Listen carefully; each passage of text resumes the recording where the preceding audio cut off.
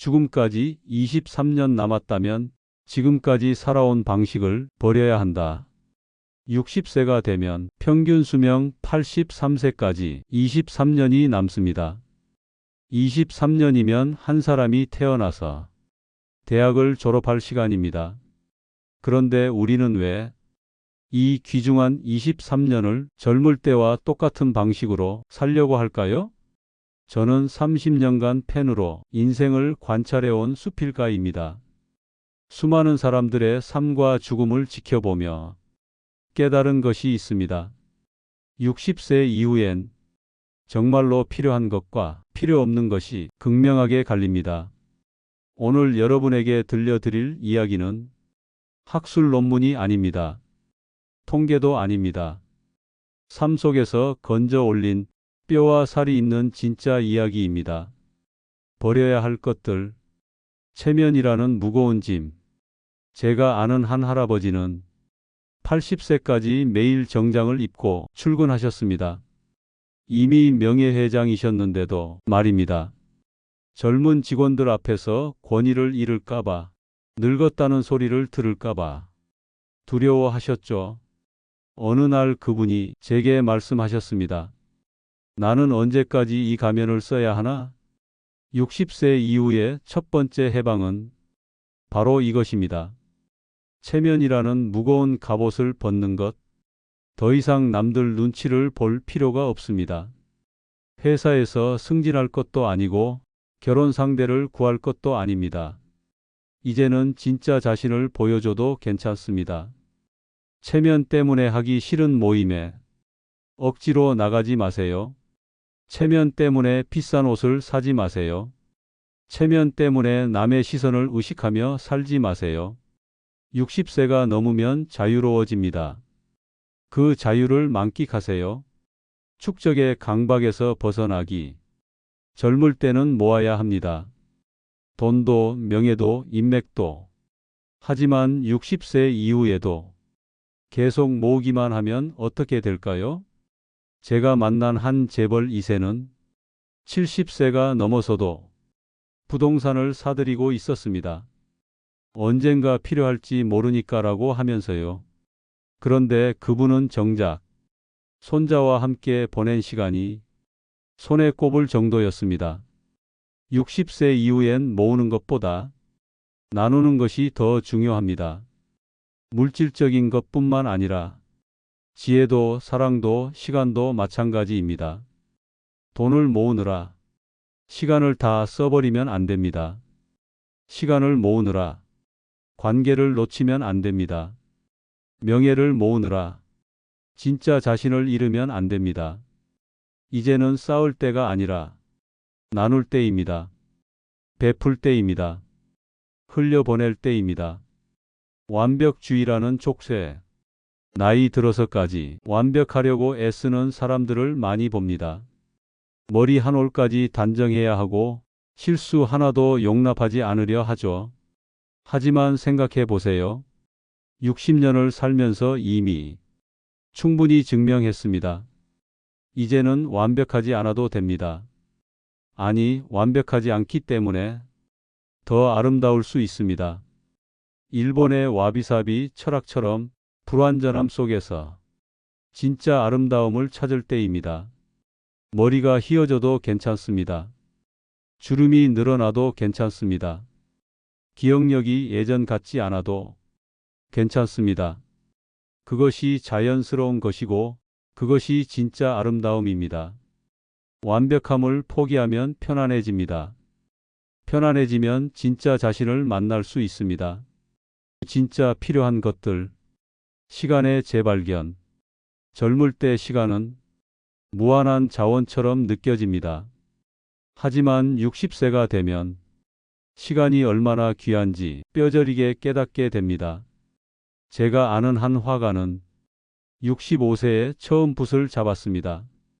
이제야 시간이 보인다고 하더군요. 젊을 때는 시간을 때워야 할 대상이었는데 나이 들어서는 시간 하나하나가 보석 같다는 겁니다. 60세 이후의 시간은 질이 다릅니다. 더 집중되고 더 순수하고 더 의미 있습니다. 바쁘게 살 필요가 없습니다. 대신 깊게 살아야 합니다. 아침 햇살을 보는 시간, 커피 한 잔을 마시는 시간, 좋아하는 음악을 듣는 시간. 이런 시간들이 진짜 소중한 시간입니다. 시간을 채우려 하지 말고 시간을 음미하세요. 시간을 빨리 보내려 하지 말고 시간과 함께 머물러 보세요. 관계의 재편. 나이가 들면서 인간관계도 달라져야 합니다. 젊을 때는 넓고 얕은 관계가 도움이 됩니다. 하지만 60세 이후에는 좁고 깊은 관계가 훨씬 소중합니다. 한 할머니가 제게 이런 말씀을 하셨습니다. 젊을 때는 친구가 100명이었는데 지금은 진짜 친구가 3명 남았어. 그런데 이 3명이면 충분해.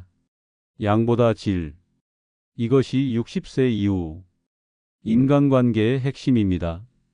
에너지를 분산시키지 말고 정말 소중한 사람들에게 집중하세요. 억지로 만나는 사람들과의 관계는 정리하세요. 진심으로 만나고 싶은 사람들과의 관계는 더 깊게 만들어 가세요. 가족 관계도 마찬가지입니다. 이제는 가족을 가르치려 하지 말고 가족과 함께 배우려 하세요. 가족을 통제하려 하지 말고 가족을 이해하려 하세요. 자연과의 화해. 도시에서 치열하게 살다 보면 자연을 잊고 살게 됩니다. 하지만 60세 이후에는 자연으로 돌아가야 합니다. 제가 만난 한 전직 CEO는 퇴직 후 작은 텃밭을 가꾸고 있었습니다. 30년간 숫자와 씨름했는데 이제는 흙과 대화한다고 하시더군요. 자연은 우리에게 리듬을 가르쳐 줍니다. 봄에 싹트고 여름에 자라고 가을에 열매 맺고 겨울에 쉬는 것. 60세 이후의 삶도 이런 자연의 리듬을 따라가야 합니다. 매일 산책을 하세요. 꽃을 키워보세요. 새소리를 들어보세요. 바람을 느껴보세요. 자연 속에서 시간을 보내면 마음이 평온해집니다. 욕심도 줄어들고 감사함도 커집니다. 영혼의 양식. 젊을 때는 몸의 양식에 집중합니다. 맛있는 음식, 좋은 옷, 편한 집. 하지만 60세 이후에는 영혼의 양식이 더 중요해집니다. 책을 읽고 음악을 듣고 그림을 그리고 시를 쓰는 것. 이런 것들이 영혼을 살찌웁니다. 몸은 점점 약해져도 영혼은 더욱 풍성해질 수 있습니다. 하루에 30분이라도 책을 읽어보세요. 좋아하는 음악을 들어보세요. 그림을 그려보세요. 일기를 써보세요. 영혼의 양식을 먹으면 나이가 들어도 마음이 젊어집니다. 몸은 늙어도 정신은 더 풍요로워집니다. 죽음을 친구로 만들기. 죽음에 대한 새로운 시각. 젊은 사람들은 죽음을 적으로 생각합니다. 피하고 싶고 생각하고 싶지 않은 것이죠. 하지만 60세가 되면 죽음과 화해해야 합니다. 죽음은 적이 아닙니다. 죽음은 삶의 완성입니다. 마치 연주가 끝나야 박수를 받을 수 있는 것처럼 삶도 끝이 있어야 의미가 완성됩니다. 제가 아는 한 시인은 이렇게 말했습니다.